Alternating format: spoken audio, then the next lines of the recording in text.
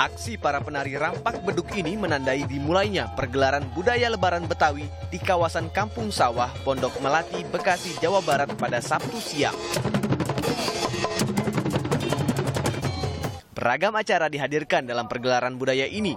Tak hanya pertunjukan musik khas Betawi, tetapi juga ada pawai unik beratribut Betawi, peluncuran buku Betawi, kongko budaya Betawi, hingga pemutaran film Betawi dan diakhiri dengan pergelaran wayang kulit.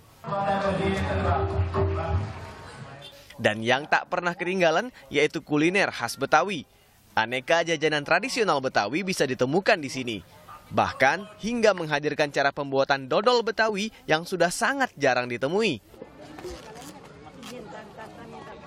Sebagian peserta pergelaran budaya Lebaran Betawi ini merupakan warga asli Betawi yang tinggal di kawasan Kampung Sawah, Bekasi dan disambut antusias warga sekitar ataupun dari luar kota Bekasi.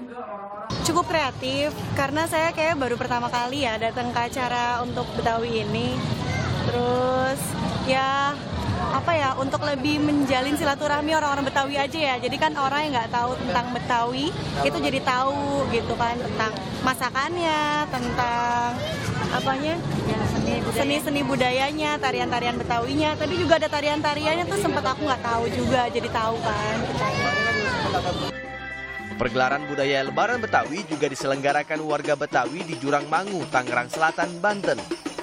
Selain aneka kuliner khas Betawi, selama berlangsungnya pergelaran, pengunjung dapat menyaksikan parade budaya Betawi seperti ondel-ondel, silat beksi, sekaligus tradisi palang pintu, dan kesenian marawis.